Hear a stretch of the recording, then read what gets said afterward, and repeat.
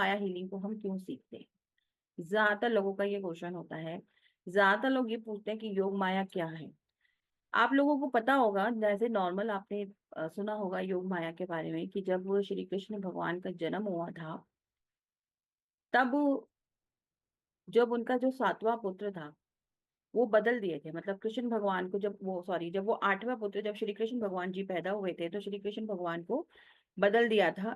जो लड़की के साथ उनको बदला गया था, जब कंस उनको मारने के लिए आया था, तो वो जैसे उनको मारा, तो जैसे वो उनके हाथों से फिसल गई और उसने बोला कि तुझे मारने वाला पैदा हो चुका है।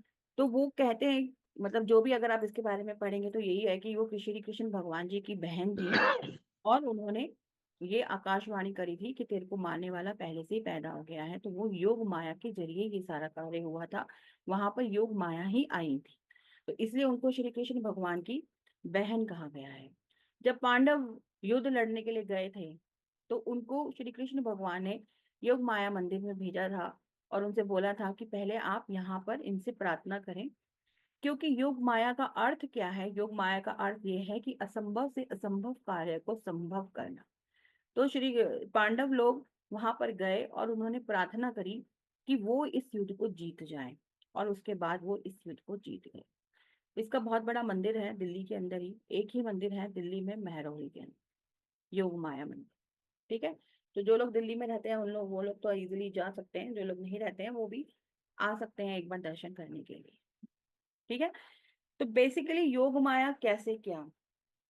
योग माया जैसे करने के लिए जो सबसे ज्यादा इम्पोर्टेंट चीज है वो ये है कि आपको लामा फेरा आना चाहिए।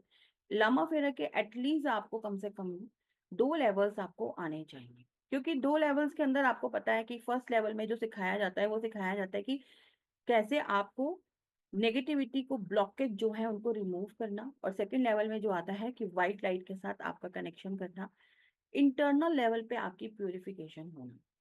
योग माया जो हीलिंग है, एक बहुत ही पावरफुल हीलिंग है, और जब भी हम कोई पावरफुल हीलिंग करने जा रहे हैं तो पहले हमारे अंदर की शुद्धि होना जरूरी है।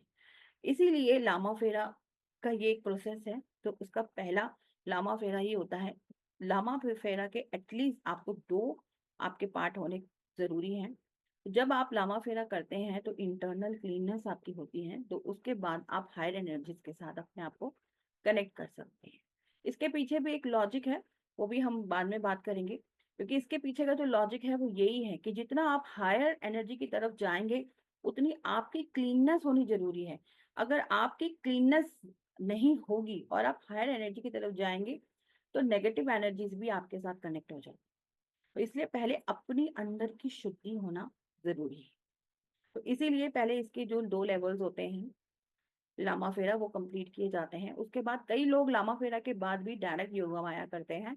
नहीं तो हम लामा फेरा के बाद पहले शैल्विक मंत्र करते हैं, और शैल्विक मंत्र के बाद हम लोग योग माया करते हैं। लेकिन ऐसा नहीं है, बहुत लोग योग माया पहले कर लेते हैं, बाद में शैल्विक मंत्र को करते हैं। अब जैसे कि योग माया के अंदर जो नॉर्मल हम लोग सिखाते हैं 450 सिंबल्स होते हैं, बट वैसे इसका सिर्फ एक ही सिंबल होता है जो योग माया सिंबल होता है। बाकी के जो सिंबल्स होते हैं उसके अंदर से जो 300 सिंबल्स होते हैं वो ऑलरेडी आपके शैल्विक मंत्र में आ जाते हैं। जो शैल्विक मंत्र रहस्य है उसके अंदर आपके 300 सिंबल्स आ जाते हैं। उसके बाद जो बाकी के सिंबल्स बचते हैं उसमें भी 12 सिंबल्स को उन्होंने कट कर दिया है।